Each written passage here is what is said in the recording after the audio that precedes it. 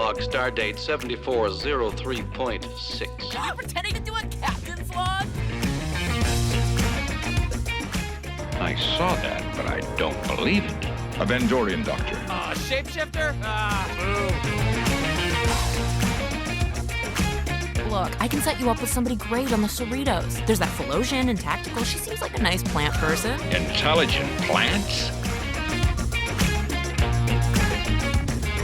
Orion's little game of neutrality and piracy is over. For your information, mini Orions haven't been pirates for over 5 years! Time to take this puppy off its leash! Warp me!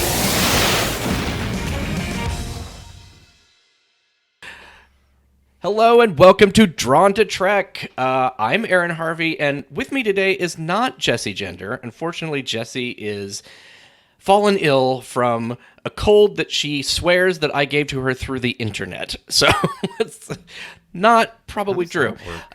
I don't know. The voice you're hearing is John Cooley, our TAS co-host, who's joining me today. We're kind of taking a different tact on this episode. We're not going to do the whole story and breakdown. We're going to center on just the Easter eggs. And when Jessie returns, we'll probably do an actual story breakdown. So, welcome, John. Hey, thanks, Aaron. This is going to be a blast. I'm excited. As you can tell, for the last 2 or 3 days, I have just immersed myself in this. And now I jokingly said on Twitter, it's like, I am going to now download all of this from my head and then move on because it's taking over my life. It's impossible. You made this your new obsession, man. Yeah, I kind of did that last year. I'm glad I'm not doing it this way. Last year I had it where our show was live and I was showing every Easter egg that I could find, like with graphics. And that's a lot of work to put together on a weekly basis. I think the problem is after this and after the response it's gotten on Twitter, there's an expectation now that you're going to be doing this. So congrats. I mean, I'll continue to help where I can, but I've painted myself into a corner. Quite literally. Well, I have a framework now. At least I have I put it together and it's got a template. So that's a starting point at least. Well, the first version I did, which is hilarious, it was if you haven't seen this, by the way, it's out on Twitter at my user Geekfilter. And if you want to follow John, by the way, it is Starship Geek, correct? Yeah, at on Starship Twitter. Geek. Yep. Yeah, okay. It is a grid of all of the Easter eggs that I found, but when I first did it, I just sort of guesstimated what a square was because it was very late. And if you looked at it, it was like the vague suggestion of a grid. It kind of like got wider on one side and thinner on the other. And so I was like, okay, if I'm going to actually tweet this out, I have to make it look like I know how to design because that is my job. I think you've also doomed yourself. And I'll tell you why. I think you've thrown down the gauntlet to Mike and his team. You've found 50 Easter eggs here. Plus. And I just have this idea in my head that they're sitting there breaking down season 4. And they're like, we're going to top that. We're going to drive Aaron nuts.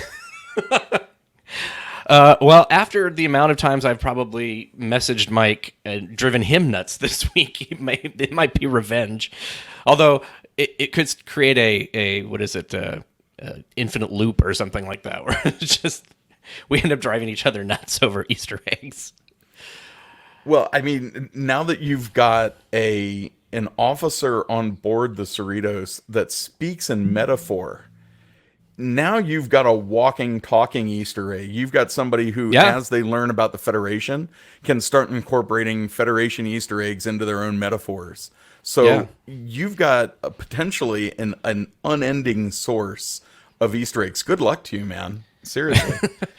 Well, this episode, Kayshon, his eyes open, as a Temerian, is what you're talking about. Just a brief description. The Cerritos is pegged to come onto a collector's ship. Collector like Kivas Fajo, who tried to collect data. And there's a collector's guild, and those are all these people that basically do what Star Trek fans do, is collect stuff. And they have the Cerritos team come on because they want them to find anything that might be dangerous and blow up or zap somebody. I just had a And- genius idea. Speaking of Kivas Fajo and the idea of a collector's guild, we need to get with the folks at Fansets and have them make the collector's the guild pin. insignia. Yeah. Which, as a collector, you just look around Yes. my office. As a collector, I feel like I need that. Oh God, I was need actually to collect going to- the thing. It's meta.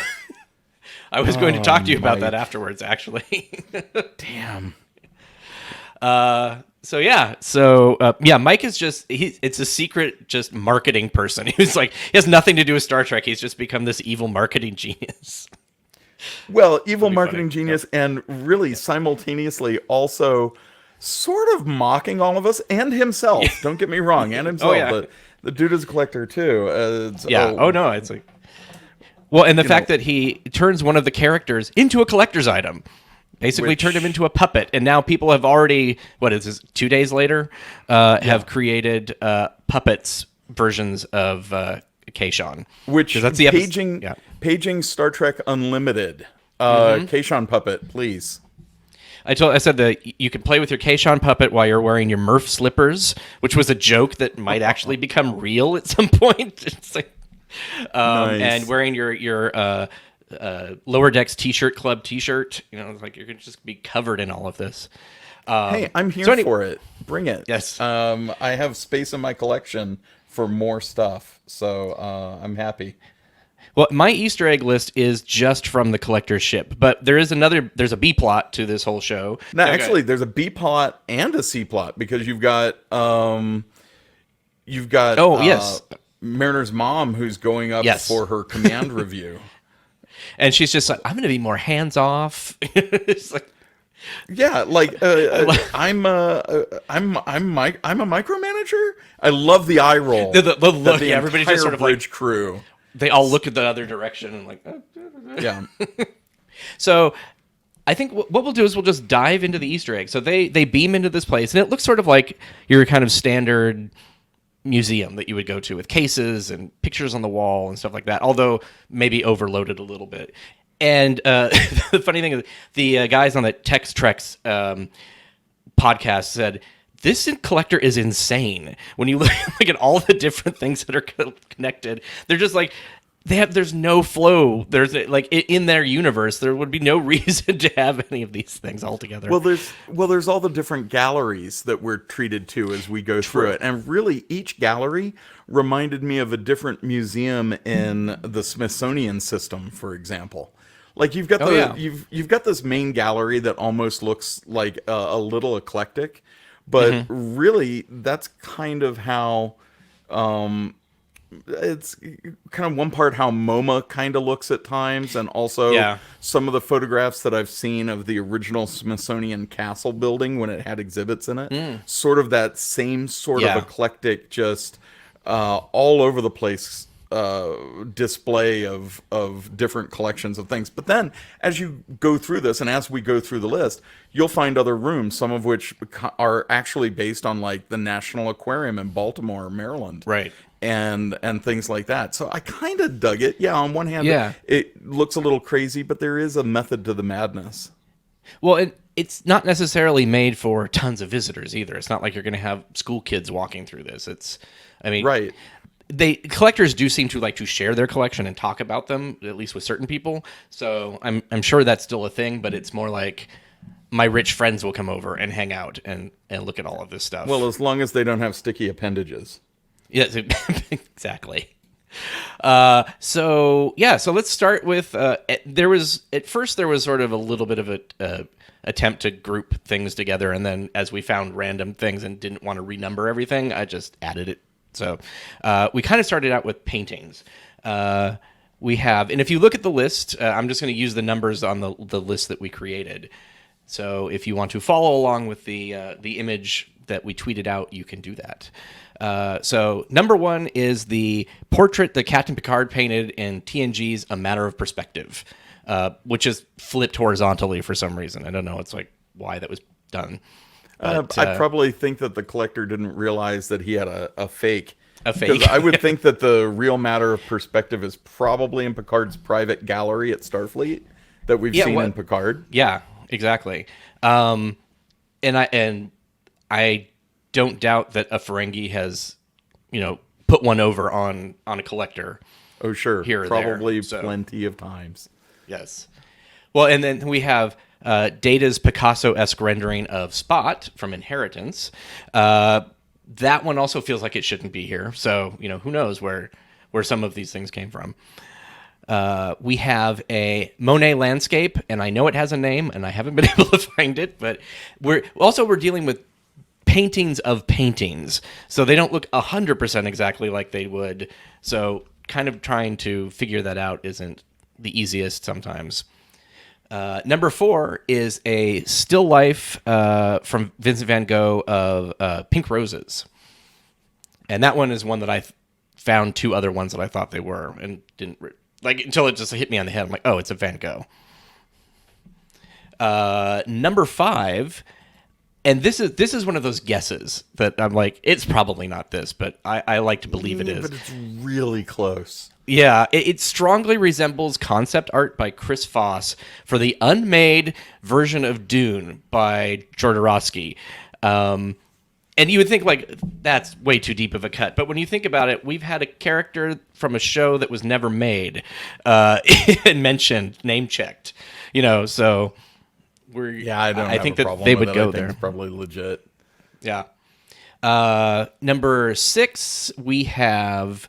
a Mondrian-like painting. A couple people have said, oh, it's from Data's quarters, but when you look at the one in Data's quarters, it doesn't look exactly like this. So I know they're just squares, and that's what people see, but there is a pattern to them. No, and there were different Mondrians. I mean, so right. It could be one from another collection. Of course, I see the thing. All I can picture is the Partridge Family. Shout out to John Champion there. But yeah, just the school bus. There's a song that we're singing. Yeah. Come on, get happy. Happy. Yep.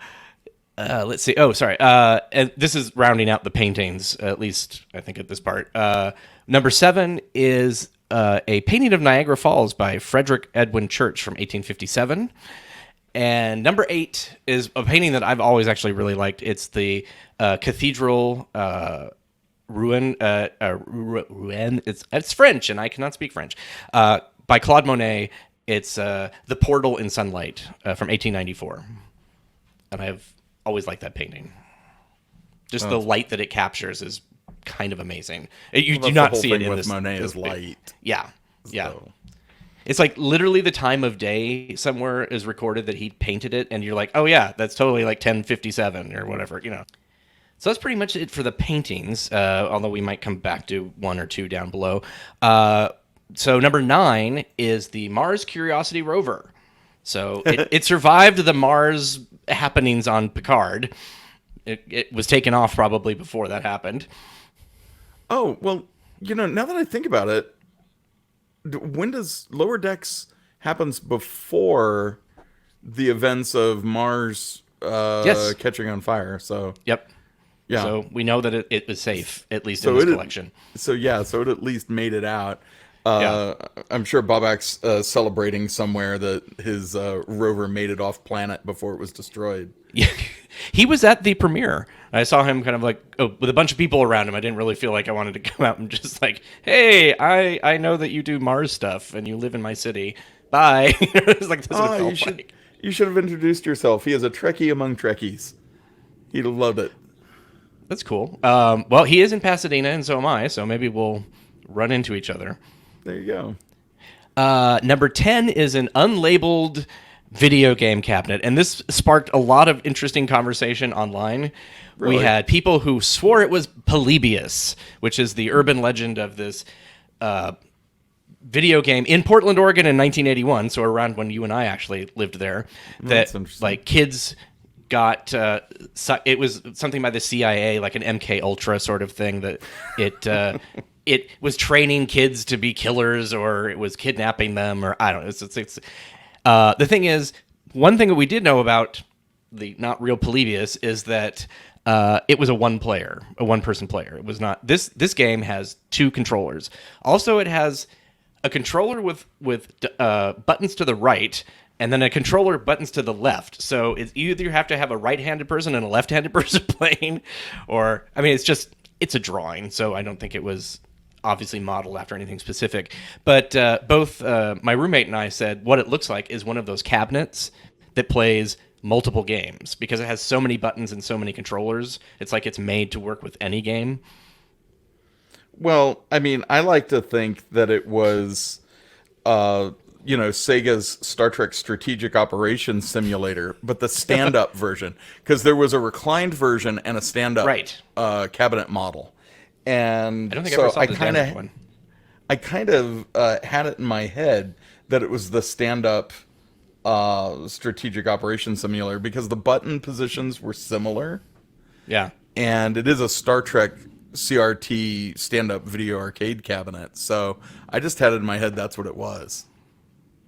It's unlabeled, so sure. From an alternate universe or something. It can be whatever I want it to be. Yes, it can be. And keeping in the gaming realm, we have a Nintendo Switch. Which was the first thing my daughter noticed when we watched the episode. Seriously. That's great. I'm sitting there It's with on my for like 2 10-year-old. frames. It is not that long at all. No, she has the eyes of an eagle, and she just sort of went, there's my Nintendo Switch. I'm like, well, it's not your... Well, it could be. It's the future. So, who knows? Maybe it is your Nintendo Switch, but that was like the first thing she called out. I feel like that's why my graphic design brain, I'm good at pattern recognition. So it's like that's why finding Easter eggs is sort of my thing. And on that same shelf is also a fidget spinner. Because why not? Sure. Yeah. And number 12, we're moving into kind of more of your territory in TOS. It appears to be a possibly Uhura or a Maress. I'd like to think because, again, it's lower decks and it's animation. I'd love to think that it's Maress.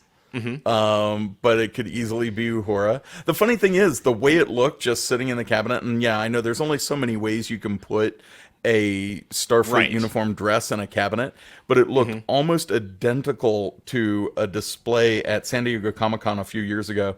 Prop Store of London had an original Uhura velour dress in a cabinet, and it looked almost identical to that. And so I just thought, this is weird. I've seen this before. And on the ground, I didn't put it in here because it's almost like another duplicate.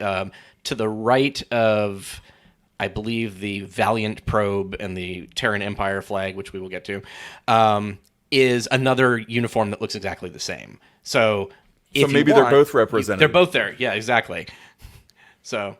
And the striping is correct on its lieutenant sleeves and all that. So they got it correct. Oh wait, it can't be, if we're going to say that they're making the badges correctly, although they didn't with one of our last Easter eggs. If it was Maress, it would be a pointy.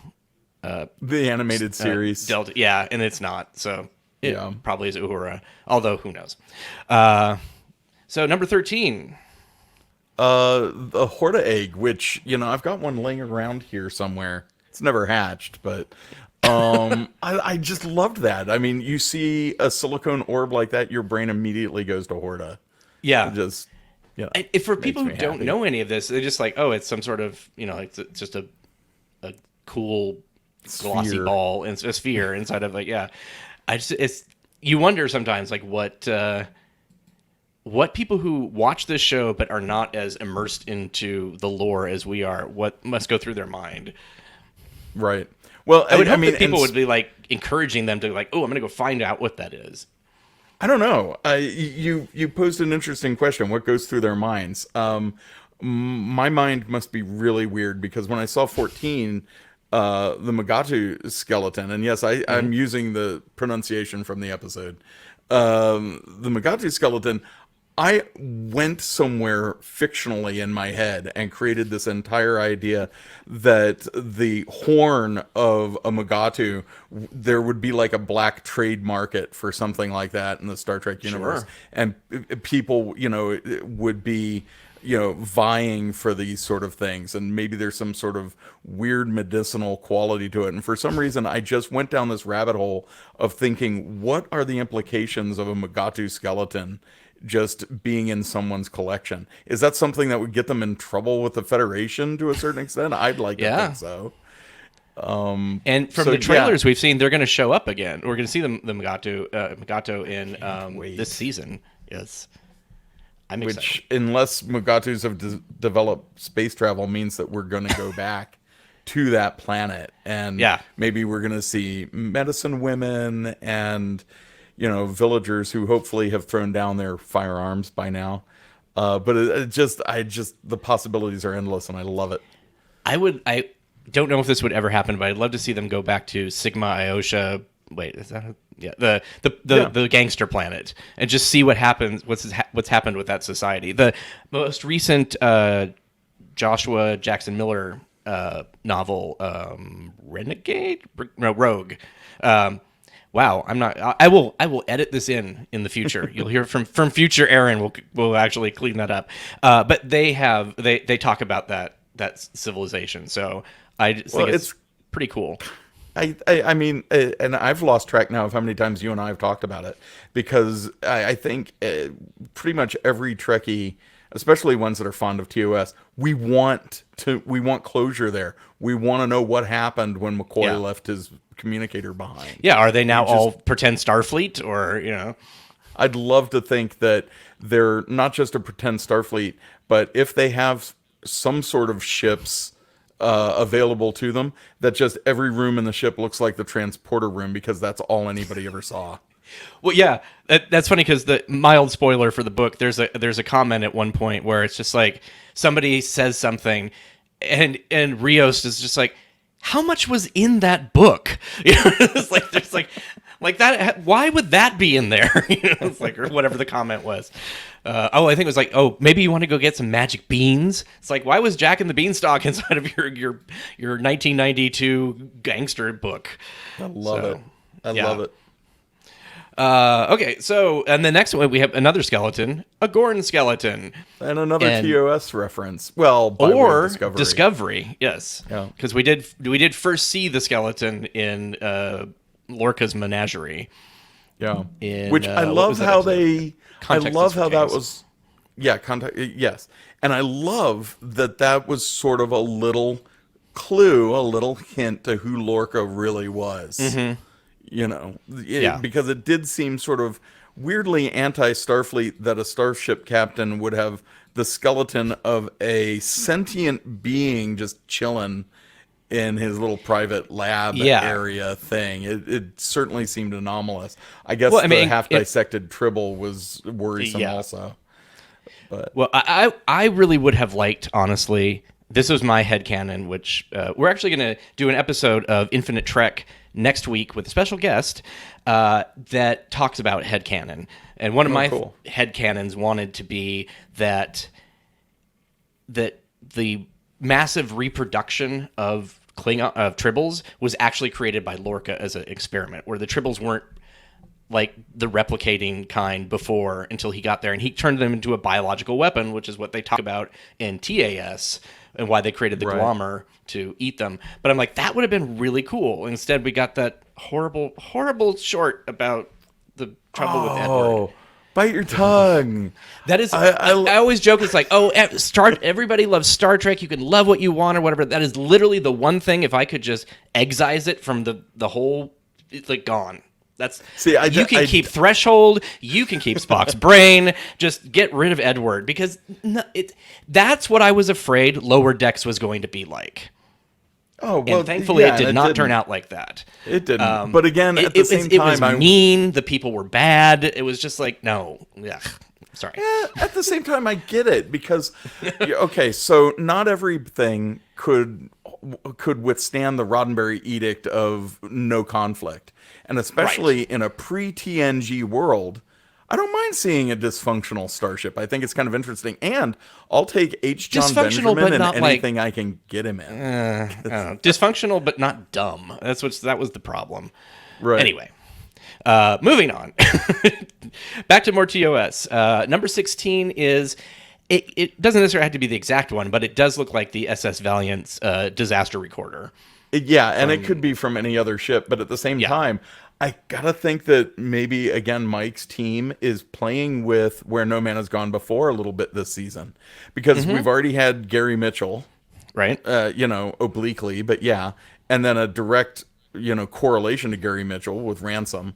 And now we've got the Valiant's disaster recorder. And so I'm just kind of like, are we going to start seeing more stuff from Where No Man's Gone Before? Because that episode doesn't quite get enough love, in my opinion. I love that it's this halfway point in the timeline between the Cage and TOS proper. And I'd love to see more of it. I love that they're playing with it. Plus, Gary Mitchell is just a cool character. Yeah. For the video version, I've just popped up the grid in the middle of the between us. I don't know why I didn't do that before. That's cool. So moving on to number 17, we have the Salt Vampire, a like stuffed or preserved version. Or maybe from the she's just really, really still. Yeah. You never know. Maybe she's just Still like she's been waiting. waiting for more salt. You know? And I dig that this is now the second time we've seen a salt vampire in Lower Decks. Yep. There's Ransom's ill-fated date. Yeah. It's like, oh, we haven't seen one of those for 100 years. And then, salt vampire. Yeah. That was great. That felt very Simpsons, like, bees, or whatever. Yeah. In the background of this of the picture is also the statue that Mariner was kind of playing around with, which has a Roman soldier's head, no arms, and I've heard some people say, "Oh, it's from Who Mourns for Adonais," but I've gone through that. Who Mourns for Adonais is Greek first, and everything was just like beautiful Grecian women, and they all had heads. Adonais was not the post destruction of Greece or Roman culture. It was, until at the very end when Kirk blew up the temple, basically.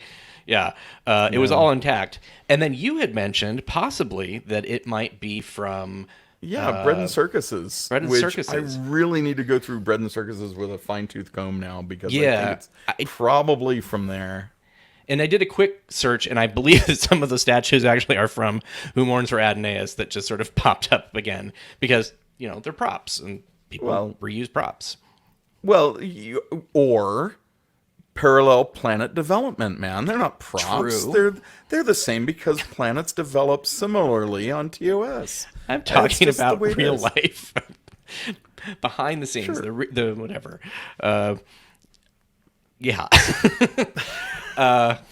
So number 18, this is why we have more than 50, because some of these have multiple images inside of it. Tendi is holding 3 items. Left to right, she has I guess they called it the Trident scanner in the Trials and Tribulations, but it's the Ray Generator and Energy Neutralizer is what the prop was called in TOS. Scotty props. I love them. And I love seeing them again. I believe that they're... like a mic, a thing like with a 3-pronged mic. Yeah, I think so. And it's some audio equipment of some kind. Well, plus that's very TOS, right? We need a prop. Right. Quick, grab a microphone. I mean, look at the thing that they use to mask heartbeats. Heartbeats, yeah. In in Court Martial. Yeah, and that they didn't even bother to disguise that. It's just a mic. So. A mic that you could turn, and then that whole thing was weird. I just masking your heart. Are heartbeats really that detectable? Okay. That seems like there has to be a better way besides hearing the heart to determine, maybe body temperature or something. I don't know. Well, with the breathing is probably louder. Yeah, with the sensor capabilities of the Enterprise's computer, I'd like to think that you don't have to manually turn off the heartbeat of the guy in the transporter room. There's got to be a better way of doing that. But as a kid, 7 or 8, even then I was like, what? I don't know. Something. I always wondered, was it just me not understanding about the show, and then later watching, no, it was just that didn't make sense. Oh, sure. Well, at least you were watching it at 7 or 8, and you're like, did they just mask that guy's heartbeat? I was watching it at 4, and I'm like, did they just kill the guy in the transporter room? Turned his heart off. I mean, I didn't even think about that. That's not where my brain went. That's interesting. Yeah, maybe I was a darker 4-year-old. I don't know. Well, I also was born with a heart condition, so heart stuff was always in the top of my mind, so I probably figured, oh, okay, it's like an EKG, but just quieter now. Well, at least you have a happier memory, because I was literally, I think, for a beat there, I'm like, they totally just killed the guy in the transporter room. What did they use the thing from Kirk's wall in Mirror Mirror? What just happened? So I think for me, it was the stuff that freaked me out was like the Outer Limits, or the one where I think it was the Outer Limits or Twilight Zone, where this woman it's just getting hotter and hotter, and the Earth, is like it's getting closer to the sun, and then she wakes up and she's blessedly cool because she had a fever, and like as a kid, I really could identify with that because I was sick a lot. And then it turns out, no, the Earth is actually going further and further away, and they're freezing. And just like every time I get a fever, I would think of that, and it would just like freak me out that the world was going to end somehow. yeah. All right, you got me beat.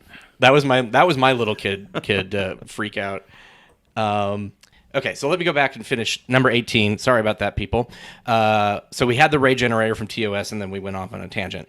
There's the Kurlan Naskas from The Chase, which is almost like the Matryoshka Russian nesting dolls. Oh yeah, like basically. A babushka. That's like one of my favorite props from TNG ever.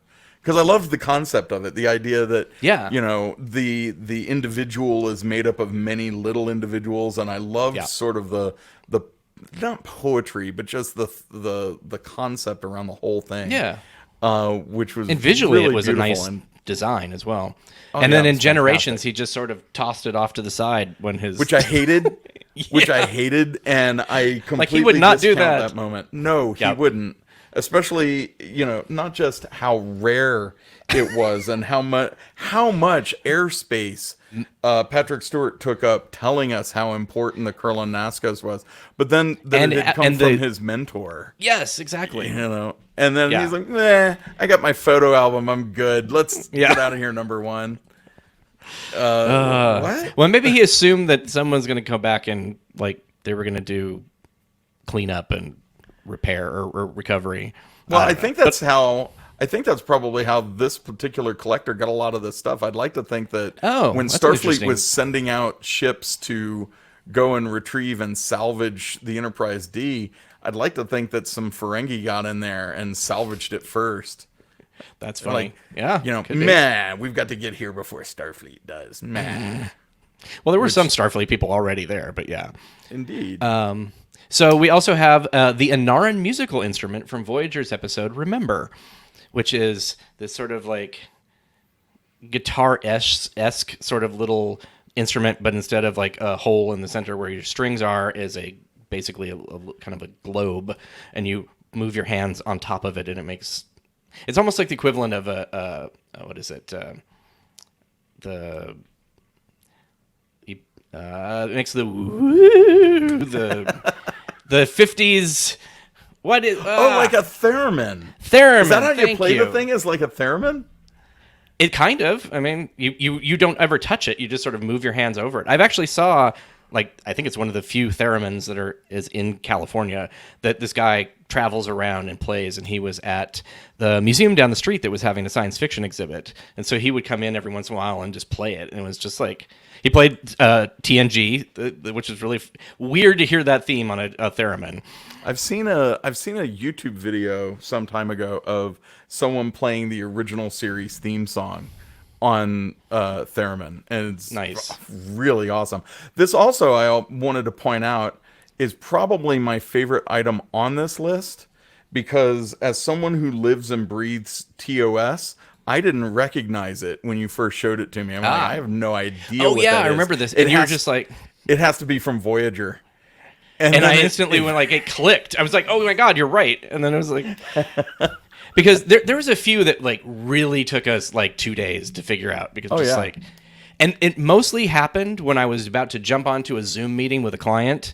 Suddenly I would remember, and the look on their face is like, why are you so excited about whatever you're excited about? It's like, trust me, it will make no difference to you. That's awesome. But yeah, that's probably the thing on this list I'm most fond of, because that's cool. I if I didn't recognize it, it's because it's from Voyager, and it just happened to be so. It did be. Number 19, you are right. Actually, I did break that up. 19 and 48 are now separate. So number 19 is the Terran Empire flag. So awesome. Not sure where that came from, but still, and it is the Terran Empire from TOS, not from Discovery. Right. And still one of the coolest images that came out of TOS. Like, I love TOS design, and the symbol that they came up with to represent the Empire was just awesome. So good. Right up there with, the Klingon symbol and the Starfleet arrowhead. It's just great. Yeah. Yeah, definitely. Number 20, we have 2 items. The bottom one, I'll start with first, is the filter mask from the Cloudminders. And that was another one that we were just like, you don't watch enough TOS, because I saw it in my head. I saw it on somebody's face. I just like couldn't place it. And I'm like, it's a mask of some kind. And I just kept going back to the rarely seen TMP aliens that have like the black mask, but there was nothing underneath it. I'm like, that isn't what it is. And you figured it out. What's fun is I've seen a bunch of those recently. It was a very popular, if ironic, item at Creation's 55-year mission convention in Las Vegas. Because of COVID. Last week, because of COVID. And if you're cosplaying TOS, why not have the mask from the Cloudminders? Built in, it was kind of perfect. There's a couple of masks in TOS.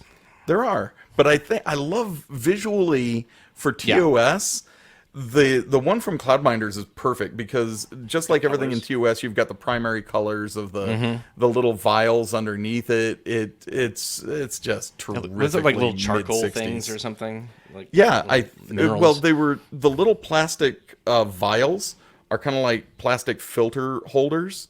Right. I think the colored material on the inside is literally just goldfish rocks. Okay. Fish tanks. That makes sense. Yeah. Readily available and already in those colors. So that's cool. Yeah, that would be easy to get. Yeah. Or cereal. Just put it Fruity Pebbles. So, and in the same image is also a paperback of the Hotel Royale. And you have a story about that. Well, a partial story. It's not my story to tell, and I'm not going to out who found it. Although I'll say he's a friend of ours and a fellow podcaster, and also a noted TV writer. And he was on a set recently, within the last year and a half or so, and was during some downtime during setups, was walking around the set and was looking at the bookshelves on the set, and actually found the paperback prop from the Royale of the book, The Hotel Royale. Sent me a picture of it and was like, look what I just found. And of course it was just set decorating a set somewhere, either in the valley or on one of the studios. And he I think he went over to set deck and just sort of asked, hey, can I have this? Can I have this? And they're like, why do you want it? It's a ratty old paperback. And he's like, just, reasons. And, I read this when I was a kid. That's, it sits in his collection today, but it's just crazy to think that somehow that paperback ended up on a set on a modern sitcom in the 2020s. What are the odds? And that's when somebody took it home, and then later it was passed down to their kids and their other kid, and then the kid went into space, and then and there you go, and that took the book that's how it ends up in the episode. 21 and 22 are a lot of weapons, and we're like about halfway through, so I'm gonna just kind of zip through these pretty quickly. So 21, we've got a batleth and a mechleth. And at this point, like you were saying, I don't even know if a batleth counts anymore, because there's batleths all over Star Trek. Well, and there's another batleth in here that I did not pull out that I got grief for not putting in. It's a special one that was either in the Sword of Kahless episode, or there's one that was given to B'Elanna in Prophecy. It's the only one. It has like a special divot in the center that's different from most batleths. So it is a specific batleth. I just kind of was at 3 a.m, which is when I wrap this up. Was like, it can wait. I'll just talk to it. But so there is that. Let's see what else is on this one. Okay, there's an Andorian Ushan, that blade from Enterprise episode United. Right? And then my favorite thing, the Lirpa. Yeah. I mean, the Vulcan Lirpa. Yeah. Which so cool. Mariner wields later. Which He picks it up as a weapon. Which I know they ran to the escape pods by the end of the episode, but I want to know, like, did Mariner somehow end up escaping with that? Like, will we see it later on in her stash of contraband? Oh, that'd be interesting. That'd be She has awesome. one already, though, didn't she? Or something similar. Was there a Lirpa in there? I can't maybe. remember. I don't know. I have to go back and look at the first season. And we also have a Jem'Hadar sword. Kartarkin? K-A-R apostrophe T-A-K-I-N from DS9's To the Death. Right. And then the next one, next to it, which the three other swords, we have Sulu's rapier from TOS. At least we assume it has to be Sulu's rapier because it's been called out so many times in Lower Decks already. Right. That if you see a rapier among other swords from Star Trek, it's got to be Sulu's rapier. Yeah. There's a Klingon, quote, Klingon sword. That's pretty much all it's called.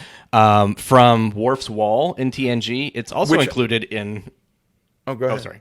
No, I say it's included in the Playmates toy as well. It's that same design. Right. And actually, I had that Playmates toy. I still have that somewhere. It's actually in this office somewhere. But interestingly, I think the Klingon sword, there's a pair of them crossed as a display in Worf's quarters. But I had another friend of mine point out to me that when Worf duels Duras and kills Duras, Duras was fighting with that sword. Oh. So maybe Worf it's his kills him with a batleth, but Duras was using that sword. I wonder if that's the sword that he picked up and put on the wall. Could be. Before. I don't... Yeah. Yeah, I'd have to go look. But no, so Duras fought Worf with that sword. We have a Discovery call out. L'Orel's Royal T'Glak. T-A-J-T-L-Q. Actually, should have asked Mary how to pronounce that.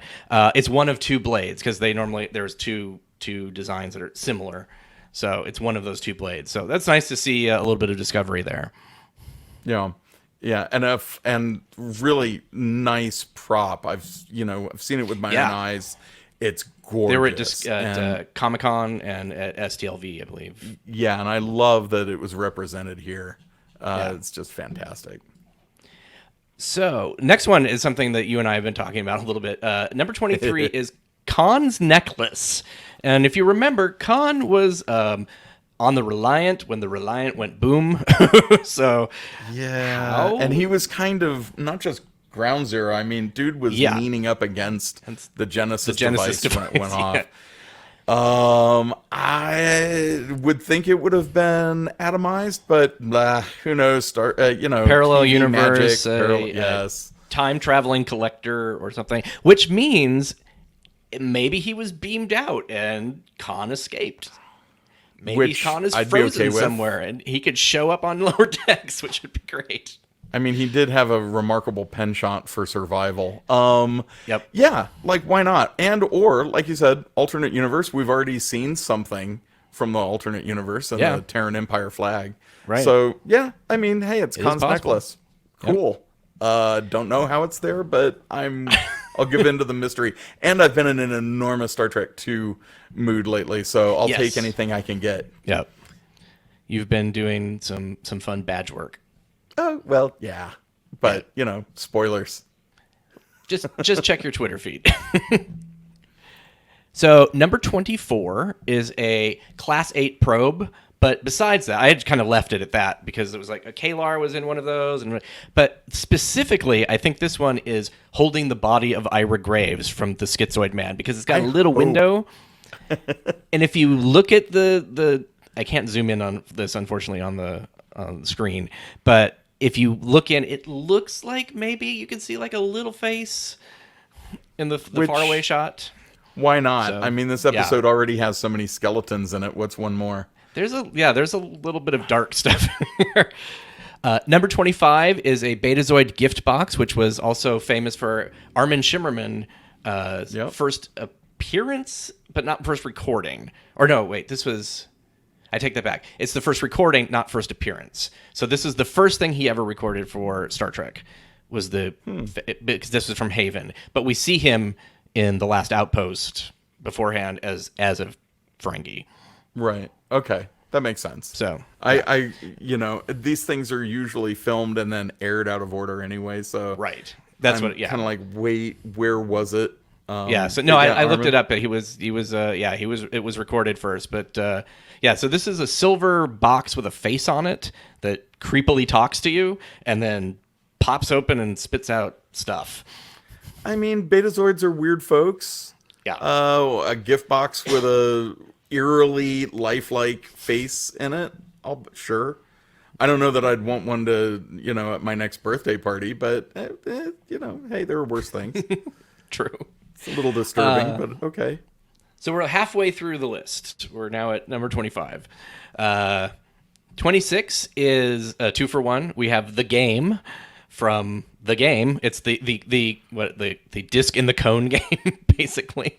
Right. I always wondered if you were going to label that or create art box or box art for the that game, what it would be, because it's just so dumb.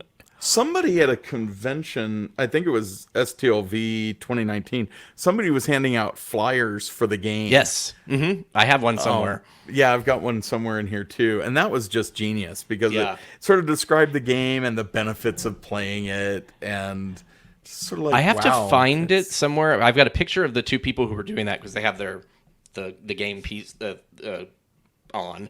But they're in the room. It was, I don't remember which one. It was one of the ballrooms that had a bar in it. But there are these towers that come up and connect to the ceiling that look just like the cones from the show. So I've got a picture of them in front of it. So that was kind of fun. That's genius. And again, the game sort of proves what you could get away with in syndication. If that had been on NBC at 8 p.m., I'd imagine that Standards and Practices might have a slight problem with the game. Maybe. Because there was sort of a salacious thing going on with it, too. Yeah, very orgasmic when you...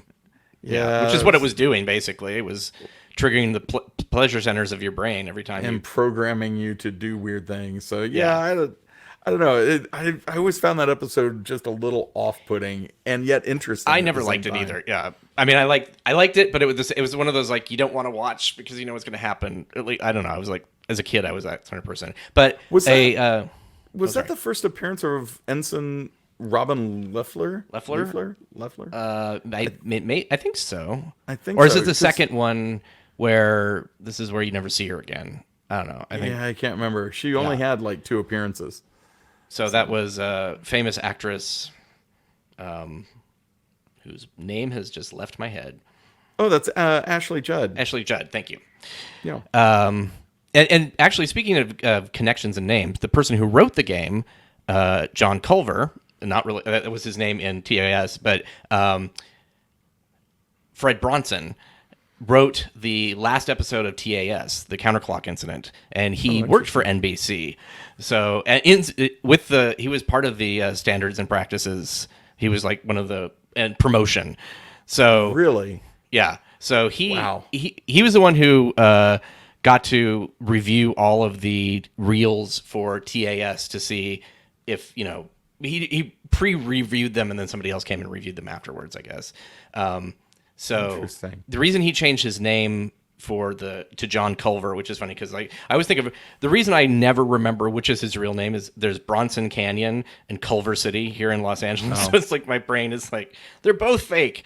But Fred changed his name because since he worked for NBC, it didn't want it to be any view of impropriety for writing for the show. Conflict of interest. Like the Jeopardy thing right now, but hopefully not with that bad background. But then he wrote Menage a Troy and The Game. So interesting. He came back and did more TNG or more Strek. So yeah, love it.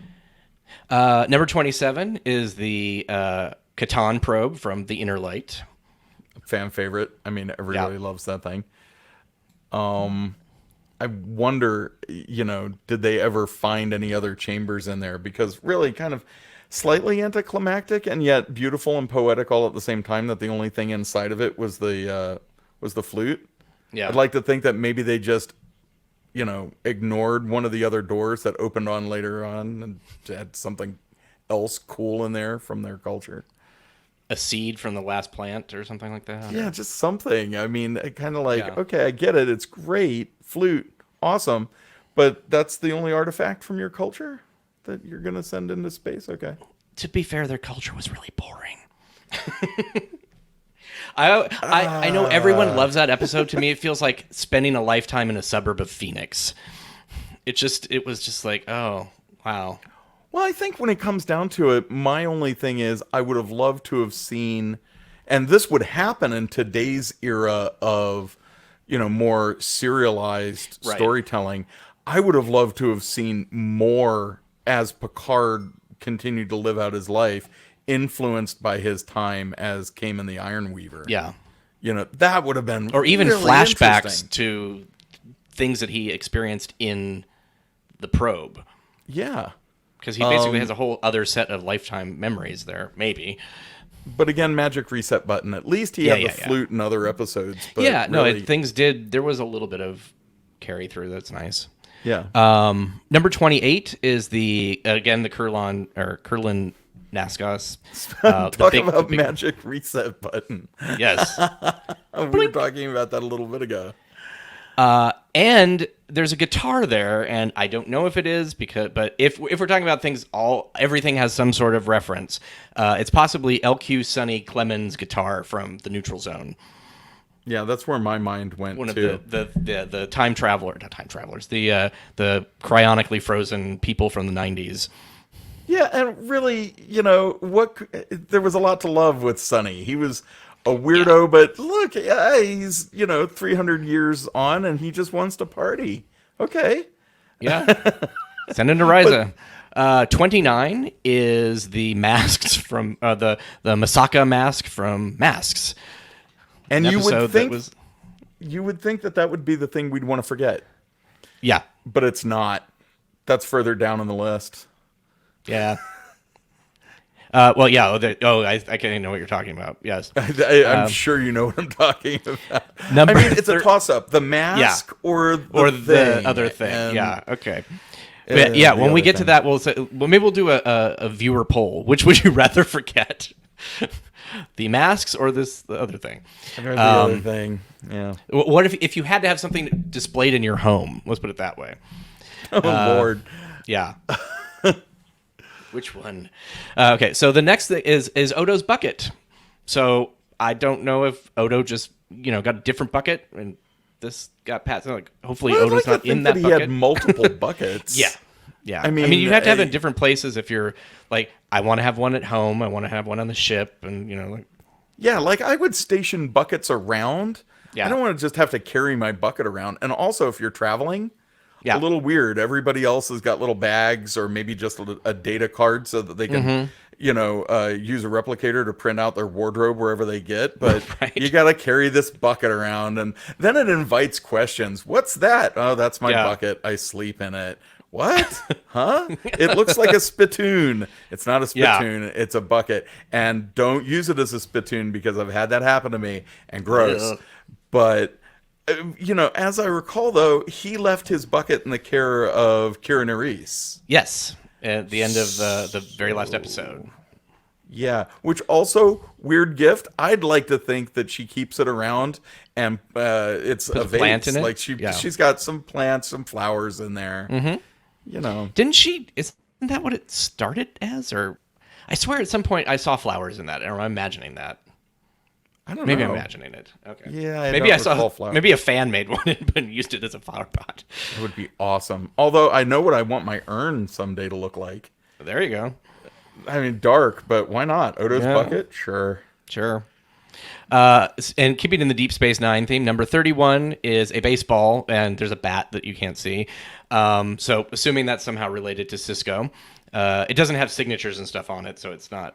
Well, That the baseball. one on his desk didn't have signatures on it. Or maybe later on it did. I thought it appeared in a did. few episodes. Yeah, but I for thought somebody most saw- of maybe not. Yeah, for most of Deep Space Nine, it just was a baseball. Right.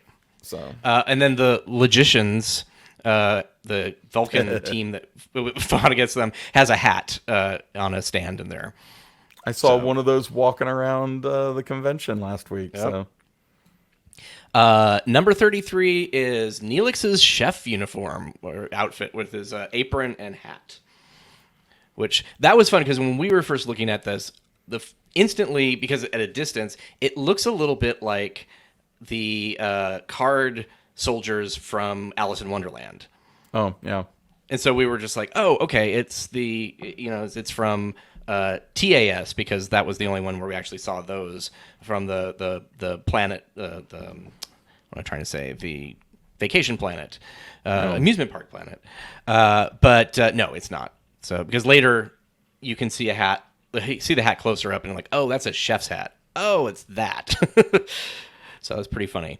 And keeping in Voyager's theme, number 34 is the Cottiscot game that Naomi Wildman was always seen playing.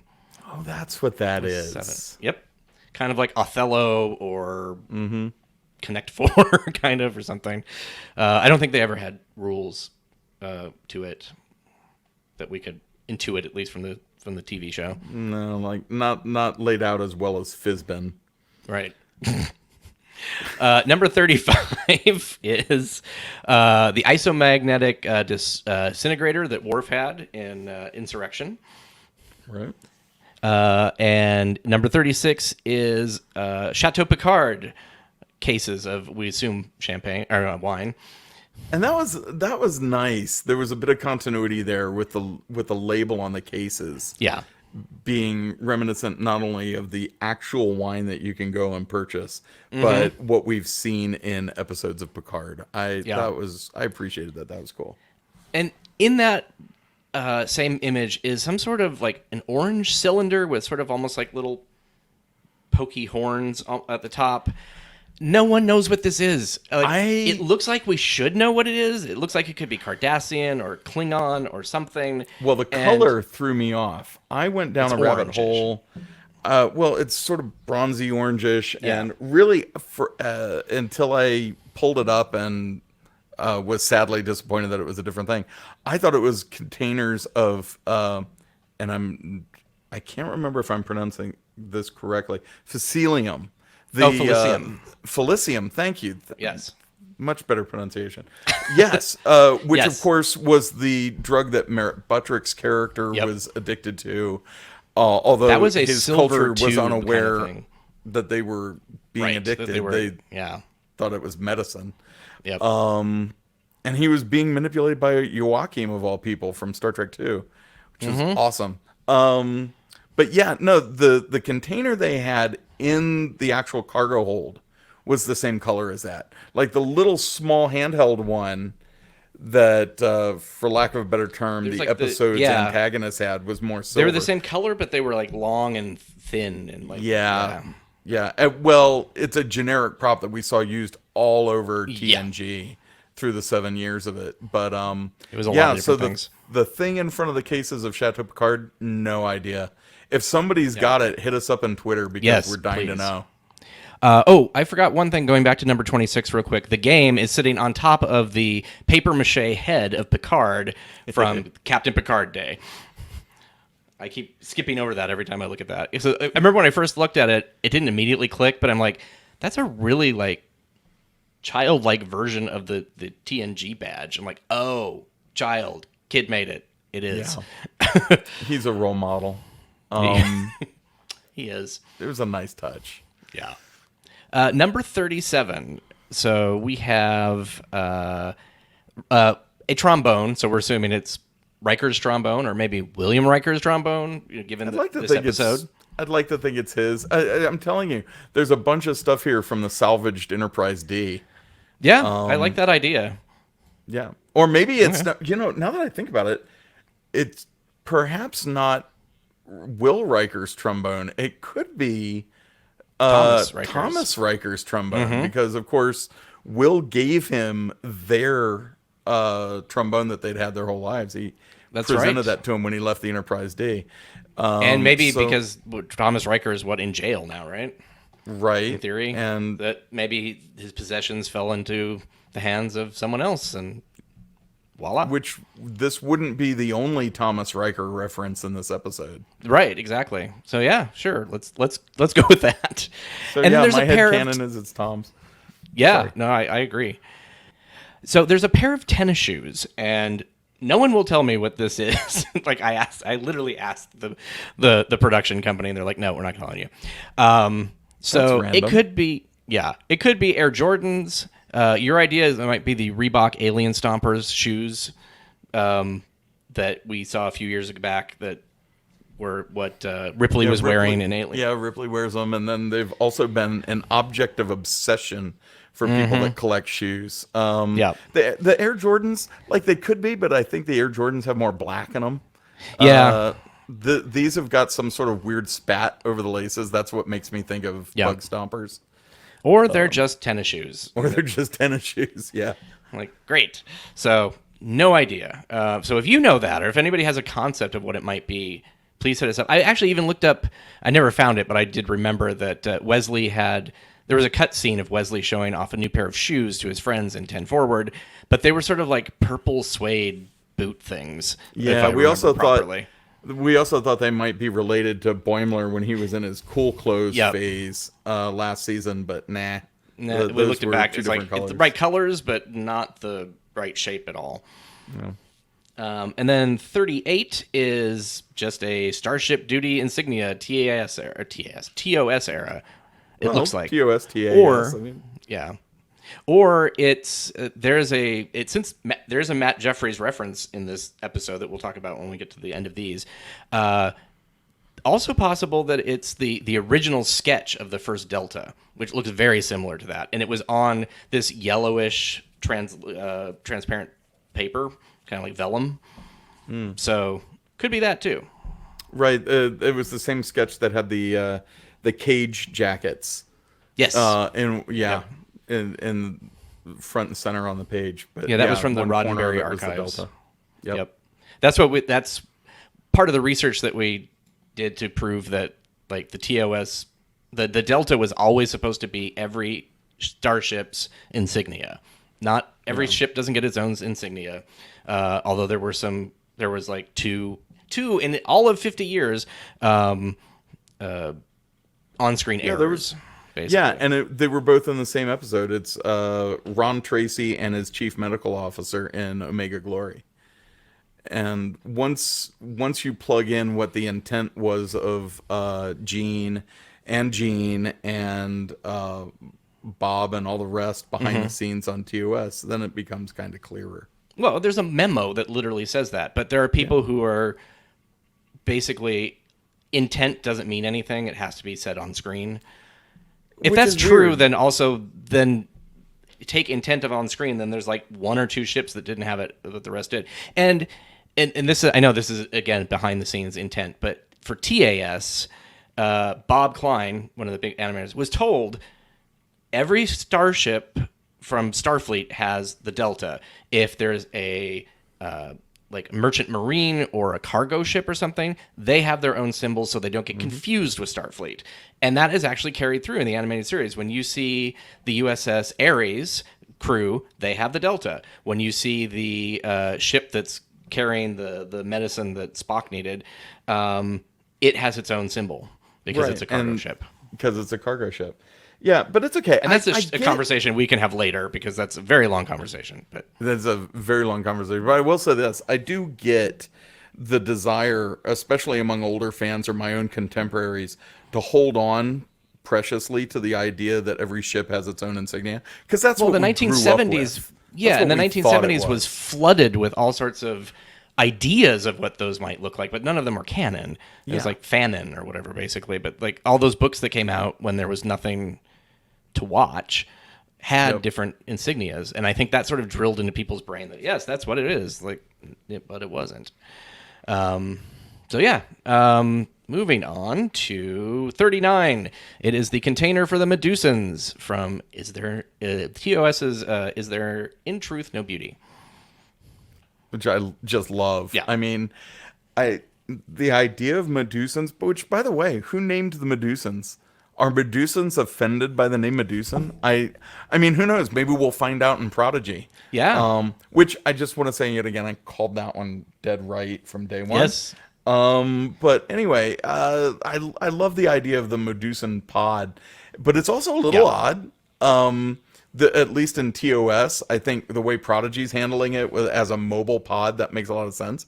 Like, what does a Medusan do when they're stuck in the pod? They just hang out, and are they, playing? I don't know, maybe the game with the cones and the saucers. Well, who knows how how their brain works? Yeah, yeah. Exactly. They might actually go into some sort of like meditative state or something where they just, I would hope. I wouldn't want to be conscious in that pod. It'd be a bit like Harry Potter underneath the stairs, Privet Drive and Little Whinging. True. What are you going to do in there? Yeah. Practice calculations for navigating, I guess, because Medusans are good navigators. I don't know. I mean, they're non-corporeal, so it's not like they're playing handball in there. I don't know what they're doing. Right. And more TOS. So we have the Excalibans and the recreation of Abraham Lincoln. Which I'm not exactly sure how that's there, but okay, because he doesn't have bones, or he didn't really have bones. I love it. He still had the spear lodged in his back cage. Also, that was just disturbing, but kind of cool. Excalibans, they're fun. I loved how it was used in the plot, though. Yes, the idea that if you grind up their bones, there's acid in them, and we can use that. And that was just really intelligent, good writing. Well, and I love that it had a really good message about, like, listen to the people underneath you. They have good ideas. Which is funny because they're the people underneath the main bridge crew, the upper decks. So, like, they have a lesson to learn about themselves from themselves, basically. Yeah. But number 41 is the one that we are talking about before. What is a toss-up, I believe, between 29 of the Masaka mask or 41, which is the candle that holds Ronan, a spirit who lived in Glasgow in 1647, but you know it more as the candle from Sub Rosa. It's the sex candle. It's the sex candle. God, that's depressing. Yeah, that one. I'll take the mask, man. I'll put the mask on my wall if I have to. The candle, I'm just gonna. The mask is actually kind of cool looking, honestly. Well, the mask is cool, and honestly, when the mask episode came out, I thought it was referencing one of the very first TNG novels ever written called Masks. Oh, right. Which was actually a really cool concept. Where the Enterprise D encounters a culture where everyone in the culture has to wear a mask. And, it was depressingly not based on that novel. Yeah. But Sub Rosa? It was let's let Brent Spiner spin out of control and do lots of voices. Yeah. So, we've got the candle or the mask. I think most people would probably choose the candle's got to go. Yeah. Number 42, which is also on the same shelf as the mask, the candle, and this other object are all on the same shelf. 42, and this is the one that took me the longest to figure out until it just snapped. In the back of my head, I was always thinking like medical device. It's like some sort of like blood centrifuge. No, that's not it. Like trying to find and then I heard Dr. Bashir's voice in my head. I'm just like, oh my god, it is a container for Ketracel White from Deep Space Nine.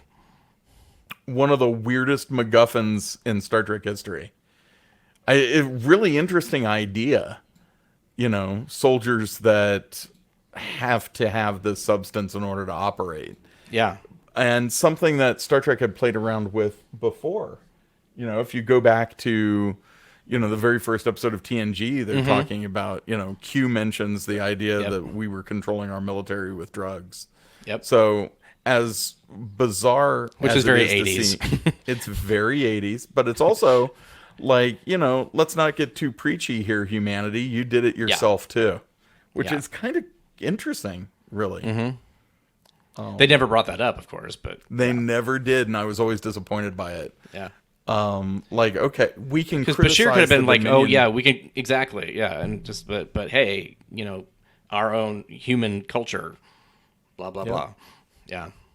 Number 43 is the big painting of Kerner Haas, whose collection this is, and he's wearing similar clothing style to Kivas Fajo. He's got the symbol that we talked about wanting to have as a fan set pin. And speaking of fan sets is our sponsor, and we have a discount code where you can get 10% off anything there, including gift cards or whatever.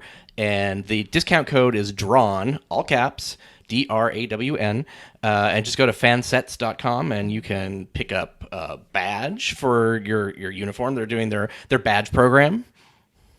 Right, which the badges are just my favorite thing right now, are all the deltas that they're doing for their Delta program. And you said something interesting a while ago when we were just talking, that you like the idea that they're coming as magnets. I like that they're actually coming as magnets and pins and minis. Minis just so I can populate my jean jacket with them. Pins because I'm a costumer. And magnets are great if you just want to wear a pin on some of your clothes. And I know people are adverse to pinholes in their stuff. But as a costumer, I actually dig pins because they don't move. They don't shift. You put them, they stay. But magnets are awesome too. I wear magnets on all my jackets. I throw them on my backpacks, my clothes. So I kind of dig them all in a weird way. Which is funny for me, because I was in a improvised Star Trek show. So when we did our badges, we decided to use magnets, and they tended to stay, where we put them. But I can see how wanting pins is it. If it's going to be uniform that you're never going to not have the pin on, it doesn't matter. Yeah, and really, I have every insignia that I've got right now. I have either or both, I should say, both a pin or a magnet. And I tend to use the pins in cosplay. I tend to use the magnets for my everyday life. So, because, I'm the guy who will be walking around a supermarket with a Starfleet insignia on. Sue me. I love the things. I love representing the fandom. And it's just myself. I mean, it's part of my identity. Yeah. So, so those magnets see a lot of use. So we are now at number 44. We have 50. I'm just going to kind of get through a couple of these faster. There's so much to talk about. It's crazy. It's like I might have to split this into 2 episodes. Well, what's fun about it is that it spurs conversation because they're all things that we recognize and love. Exactly. Yeah. This could have actually been an Infinite Trek roundtable where we just went through each Easter egg in 3 hours, and that probably would have been just about right. Wow. Yeah. So number 44 is a Salot skeleton. So we've got what Spock's... This isn't Spock's pet because it has both tusks intact. Number 45 is a water polo ball from Archer in Enterprise. Which is just fun. I mean, at least Enterprise is on here. Yes. I mean, really, there's not a lot. It's interesting. Is this... Yeah, I think it is. For Enterprise, isn't it? Well, no, the Ushan from the Andorian ice weapon. But it doesn't feel like there isn't a ton of things, like objects, that you can kind of instantly think of from Enterprise. I guess that's true. I don't know. Number 46 is a poker visor. So somebody from another thing taken from the D, the crashed ship. Well, that, and I get the feeling that poker is just popular all over Starfleet, and I wonder if that was legitimately just something that was a part of Starfleet culture, or if that's something that became a part of Starfleet culture because of the Enterprise D. Because as we've seen, other starships apparently know everything the Enterprise D is up to. You hear it all the time. You hear it in this episode. Where Boimler starts talking about the adventures and the somewhat more boring and staid stuff that happens on the Enterprise D. Yeah. So maybe just everybody loves playing poker. Maybe it's just a Starfleet thing. Maybe. Yeah. Number 47 is it's debatable. We don't know it. Most people think that it's a Ferengi thought machine, which is a spherical, not just the half sphere that has it. Device that has sort of a red dome and then design elements on top of it. This just looks like a nacelle cap from a TOS era shuttle. I'm about 99% sure it's in the cell cap because, again, like you said, if it is the Ferengi mind device, Why wouldn't they have just it's drawn the missing- whole thing? Exactly. Yeah. It's missing too much detail for it to be that. And not only that, and this is getting really technical, I know, but I'm a Trekkie. I embrace technicality. The dome is actually the wrong shape if it were going to be the Ferengi mind device. The Ferengi mind device, the arc of it is a little bit different than a Bussard collector on a Starfleet ship or shuttlecraft. This is the right shape for a Bussard collector. Yeah. So, it's that. It's got to be. Yeah. Number 48 is the mounted canine head from the Squire of Gothos. It was the dog with the horn that was originally in, I forget which the first episode we saw it in. Enemy Within. Enemy Within, thank you. But yeah, it was the Alpha 177 canine, I believe is what they were called. So this is, which I thought was a Mugato head originally, but it was like, oh wait. And then the Squire of Gothos, there's a screenshot. It looks basically just like this. So Well, and it's got the little long antennae coming off of its little forehead, and it's just such a cute little thing to have mounted on your wall. It's interesting with bandwidth. Like the first time I saw this, my bandwidth obviously wasn't 100%, so some of my stuff was a little mushy. So I did not see that detail, which is why I didn't catch it the first time around. And then when I replayed it, I'm like, oh, wow, this is so much sharper. So luckily I shrunk all of these screenshots down to, much smaller, so you can't really tell. But Well, and speaking of shrinking, yes, speaking of shrinking, number 49, the shrunken city from the Territon incident. It's the Territon city that was beamed up to the Enterprise and had kind of shifting size. You notice, like, on the planet, Kirk was it was waist high. And then on the transporter pad, it was the size of the transporter circle, the pad that So, and that's what it looks like. It's this size. So maybe it just changed size when they got beamed up. yeah, it could be. What is this? A city for ants? Yeah, it's the spiroid. I forget. It's like some sort of basically a type of radiation. And the reason that their clothes shrunk on that episode is because their clothes were made of xenolon, which is a fabric of a living form of kelp, basically. So it shrunk along with them because that's what it is, also a living organism. So I'm like, okay, they have live clothes. That's interesting. So it's not replicated. They're like grown, I guess. Or at least the fabric is. Yeah. Because, Star Trek. They just didn't want naked little Star Trek people running around. And number 50 brings us to the animated series. Opposite direction. Going the opposite direction of shrinking. It is Spock 2, the giant clone of Spock from the Infinite Vulcan, who isn't apparently so infinite, sadly. I'm just, it really, I don't know. Like, on one hand, I loved that he was there, and on the other hand, I immediately was sad.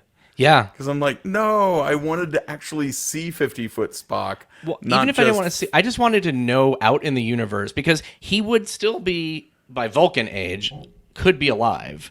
Sure. But as people have pointed out, well, first one, Mike McMahon, I did bring this up at the premiere because I introduced myself. I told him to write the book. And I was just like, after we saw that, I'm just like, what? It's like, but he's like, he was very old. I'm like, but not that old.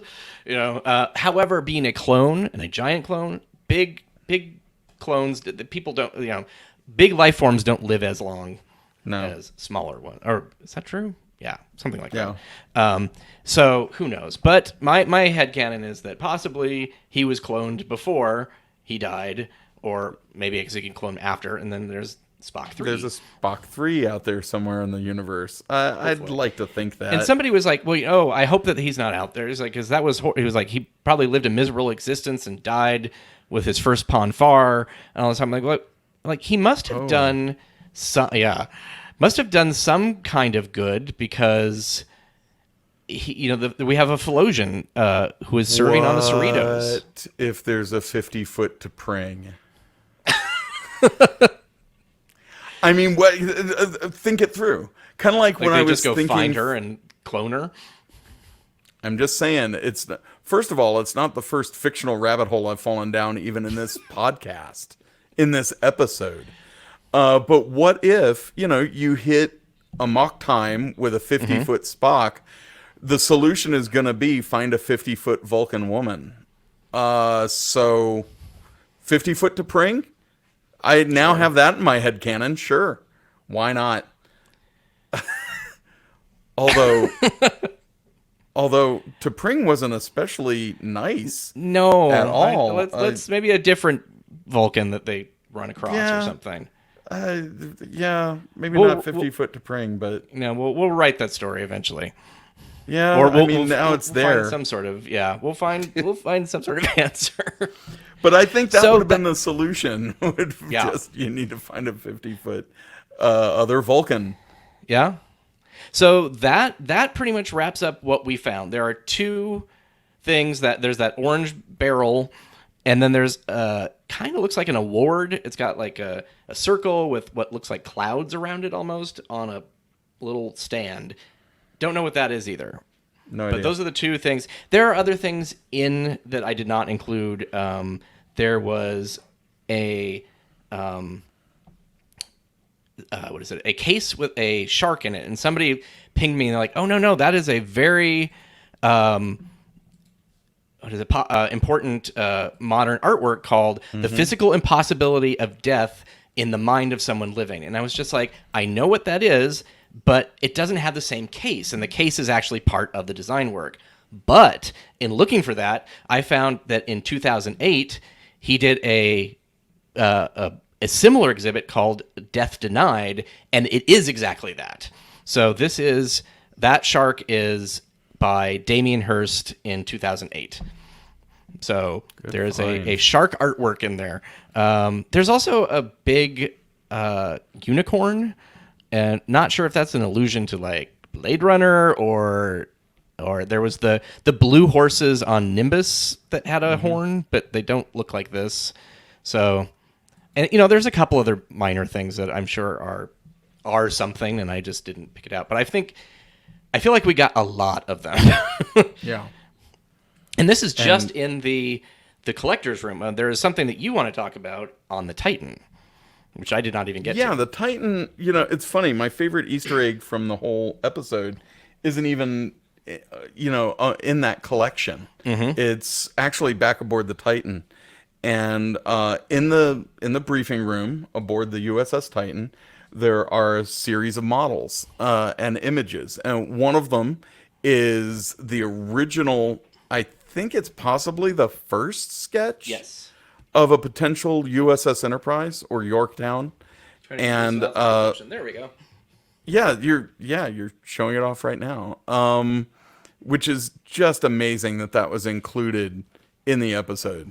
There's also a modern ship cool. in Discovery that looks very similar, like in concept. So I'm wondering if it's like the 32nd century version of that. Right. And yes, I did catch that one of the last times through watching the latest season of Disco. Yeah. And then also so in the other one though is this is No, go ahead. This is your story. This is the Titan missile that launches the Phoenix into the Phoenix. The first right. The so first it's warp ship. Really cool because it's like an Easter egg within an Easter egg. Because of course, Riker was there in Bozeman, Montana, right? For first contact, so he would have had personal experience with the Phoenix. He was aboard Troy the was like, Phoenix "Would you like us?" Yeah, when it flew. I love Troy's line when they were all looking at the ship. It's like, do you want me to leave you alone? Which is hysterical. Yeah. And really relevant, as you'll see in a minute. But you've got the fact that they're serving aboard, and Riker's ship is the USS Titan. Right. It's appropriate that they would have a model of what really is a Titan II nuclear missile. I've seen a lot of people who pointed that out in social media, and they're like, "Oh, look, it's the Phoenix," but it's got a little more significance because it is actually a Titan. So it perfectly apropos to have in the briefing room aboard that ship. Plus the fact that it was, a modified Titan II that was the Phoenix. Right. Also, behind the scenes, the Titan II nuclear missile that was seen in First Contact is the only freestanding Titan II nuclear missile still in its silo. As a result of the SALT II treaty, they were all scrapped, except that one, which remains as a static display at the Pima Air Museum in Tucson, Arizona. That actual missile was one of my dad's. I was born at Davis-Monthan Air Force Base in 1970, whatever. And my dad was a missileer. It was his first job in the Air Force. And that particular missile in that silo was one that he used to sit alert in. And so I've always felt a little bit of a connection to First Contact. That missile was my dad's, and that missile became the Phoenix that launched. And now it's on the era Titan of humanity. And now it's on or a Titan. model of it. Yeah, yeah, that is fantastic. So, it's always been one of my favorite little things. Is that something that my dad used to work with and on as part of his career ended up in what is probably my favorite next-gen era Star Trek film. So it feels like there's a little bit of family in there. It's cool. That's very cool. So that's probably my favorite Easter egg from the whole episode. Is nice. That. I have to think, trying to think of what my favorite Easter egg, I probably would say it's Territon, just because it's cool to see that little city and stuff. I can't say it's 50-foot Spock because I don't want him to be dead. No, it bums me out. It really does.